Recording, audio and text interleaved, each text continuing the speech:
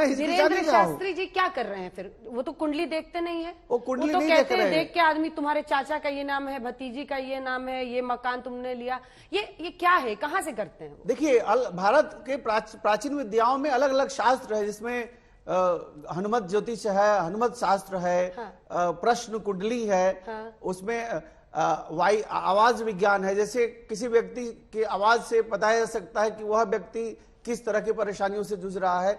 तो आपके पास तो अभी कोई परेशानी नहीं है, अभी आपकी समस्या कुछ मुझे नहीं दिख रहा है, ये देखिए, नहीं दिख रहा है, कुछ भी समस्या आपको नहीं दिख रहा है, कोई समस्या आपको नहीं दिख रहा है मुझे। 100 परेशानी अब गिनाना शुरू करूंगी तो आप थक जाएंगे। वैसे कश्य दोषा कुले नास्ति कश्य रोगाना व्याधिनाम अपनी, इस धरती पर कोई ऐसा व्यक्ति नहीं है जिसके कुल में दोष नहीं है, और कोई ऐसा व्यक्ति नहीं है जो पूरी तरह से स्वस्थ है। हाँ। इस धरती पर जितने लोग हैं, क्योंकि यह धरती जो है क्या अंधविश्वास को बढ़ावा दिया जाता है? ये तस्वीरें देखिए ना, मौलाना की तस्वीरें हर कोई परेशान है। ये क्या हो रहा है? भूत प्रेत को से झाड़ रहे हैं, क्या कर रहे हैं? झाड़ फूक जादू टोना, साइकाइट्रिक हेल्प की जरूरत नहीं है? एक सेकंड सर, क्या इनको साइकाइट्रिक हेल्प की जरूरत नहीं है? बताइए, ये पाखंडी तो है ना, साइकेट्रिक भी एक विद्या है। हाँ। वह भी एक विद्या है, उससे मेंटल पीस दिया जाता है। साइकेट्रिक जो होता है वो साइकोलॉजिकली तौर पर व्यक्ति को बार बार बोलता है कि आप ऐसे सो ऐसे खाओ, वह भी एक विद्या है, और यह भी एक विद्या है। भूत प्रेत यह एक योनि है, जैसे मनुष्य योनि है। ये विद्या किस किताब में है? हिंदू धर्म की किस किताब में है? देखिए, भूत प्रेत पिशाच पिशाचर ये सब को झाड़ फूक की जो विद्याएं हैं हमारे यहाँ शास्त्रों में है।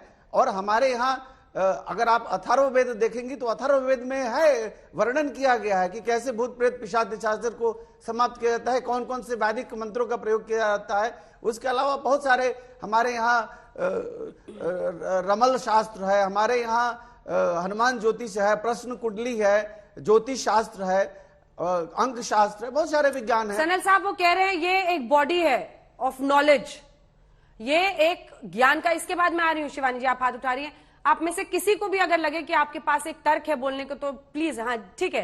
स्वामी कांतानंद जी, इसके बाद मैं आपके पास आ रही हूँ। वो कह रहे हैं ये एक ज्ञान है, उस ज्ञान को पढ़कर ये लोग, और जो भी आता है अपनी श्रद्धा से आता है, किसी को जबरदस्ती खींच के नहीं लाया जाता है।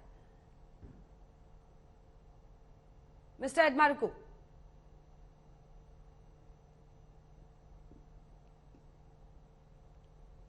उमकांतानंद जी, आप अपनी बात कहना चाहते? जी ठीक है, रुक जाइए अब सर थोड़ा। उमकांतानंद जी, आपका क्या कहना है धीरेन्द्र शास्त्री जी के दावों पर? इसमें दो बातें हैं, एक तो ये भूत प्रेत झाड़ना या ऐसी चीजों को हटाना, और दूसरी बात है कि किसी के बारे में जान लेना। दो मुद्दे हैं।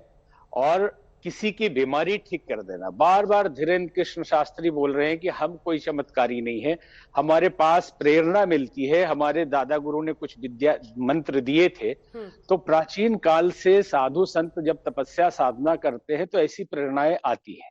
वो दावा खुद नहीं कर रहे हैं कि हम चमत्कार कर सकते हैं।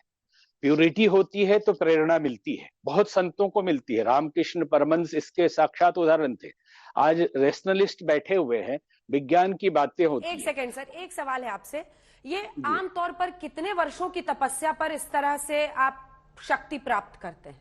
ये बहुत बड़ी शक्ति नहीं है। अष्ट सिद्धि और नौ निधि की विद्या भारतीय संस्कृति में है। किसी के मन की बात जान लेने की बात बेसिक सिद्धि होती है। तो ये किसी को बहुत दिनों के बाद भी हो सकती है और किसी को 10 दिन में भी हो सकती है। ये व्यक्ति के उसकी पात्रता के ऊपर निर्भर है। हम अभी चर्चा कर रहे थे कि रेशनलिस्ट महोदय जो बात कर रहे हैं उनका एक तरफा एक ही बात है। उनका साइंस ये कहता है कि किसी भी प्रयोग को, किसी भी चीज को प्रमाणित करने के लिए अगर 10 ऑब्जेक्ट लिया जाए तो 11वां पे उसको प्रमाणित माना जाएगा, और इसके लिए 100-200 लिए जाते हैं। अब प्राचीन काल में भारतीय संस्कृति के इतने ऋषियों ने, ये बहुत सामान्य विद्या है, एक से एक तेलंग स्वामी और लोकनाथ ब्रह्मचारी, ठाकुर रामकृष्ण परमहंस, विवेकानंद ऐसे रहे हैं जिनके अंदर कुछ लोग इसको प्रदर्शित करते हैं और कुछ शास्त्रों के हिसाब से कहा जाता है कि इसे गुप्त रखिए।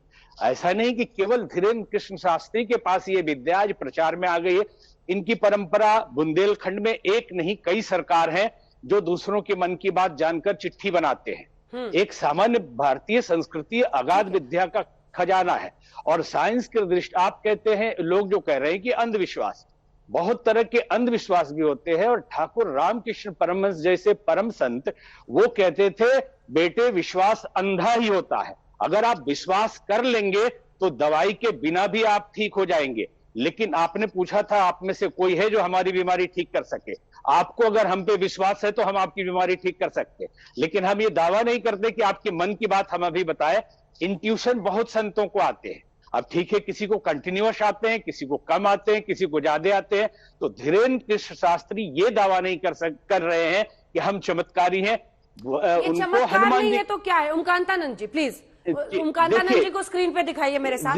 और बीच में सुनिए, अरे प्रभु सुनिए तो, प्रभु जी सुनिए, बीच में देखिए, ये एक और इलाज का उनका दावा है।